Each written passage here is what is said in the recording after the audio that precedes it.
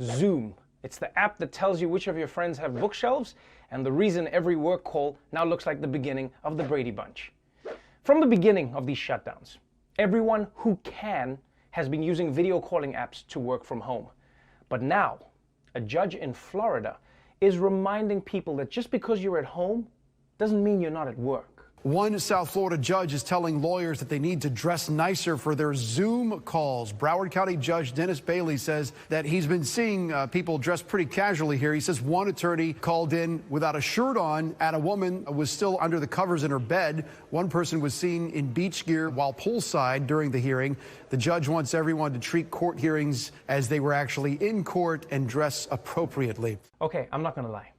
I'm a little conflicted about this story. Because look, on the one hand, I agree with the judge. Just because you're stuck in the house and zooming into work doesn't mean all of a sudden you can dress like the before photo on Queer Eye. On the other hand, if you're stuck in the house and zooming into work, maybe we shouldn't have to pretend like this whole situation is dignified. I'm watching my roommate take a dump with the door open right now. It really doesn't matter if I'm wearing a suit. It also makes you realize how simple human beings are, right? Someone just changes their outfit and all of a sudden, we act completely differently. That guy's in a bathing suit. I can't take legal advice from him. Oh, hold on, never mind. Now he put a silk thing around his neck. Yeah, that guy's a professional something.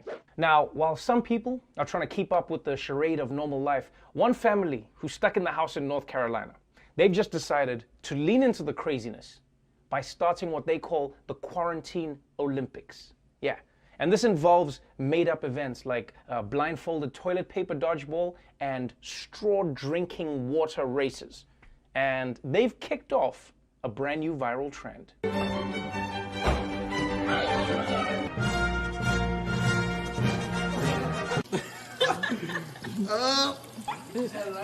What's up? Oh, Josh.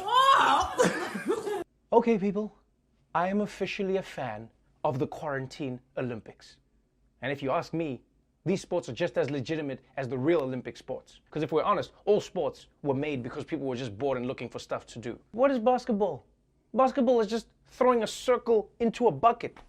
Yeah, I said it, LeBron James. What are you gonna do? Come find me? You can't leave your house. Please don't leave your house, LeBron. I'm just joking. So, I mean, if you think about it, drinking water out of a straw quickly while another thing is pouring the water, that'll probably be its own league in 50 years, right? And Aunt Becky's kids are going to pretend that they were stars on the high school toilet paper dodgeball team. It's going to be a thing. Oh, and say what you want about white parents, but you can't deny that they know how to be fun. Did you see them in the living room just throwing things with their kids? Because let me tell you something. There are no African families who are throwing toilet paper around the living room right now. Yeah. Even if African parents do allow Quarantine Olympics, all the events will just end up being chores. Okay. Everybody, that was great, eh? Now let's see who's the best at cleaning the kitchen. But Dad, we want to throw toilet paper like it's TikTok Olympics. When you buy the toilet paper, you can throw the toilet paper. Until that time, let's see who's the best at cleaning the kitchen.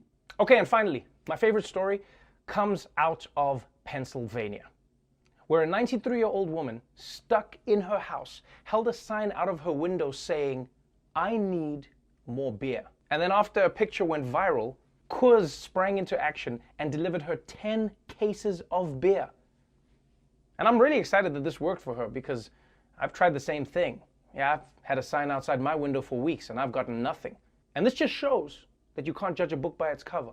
Because we always think that old people are just sitting around doing boring things like knitting or Sudoku or reminiscing about having sex on the Titanic. But this story changes everything. We got to think of old people differently. They're living life. In fact, I think they need to add a different setting to those life alert necklaces. Mrs. Fletcher, are you okay? Did you fall? No, I'm out of booze and I can't get crunk.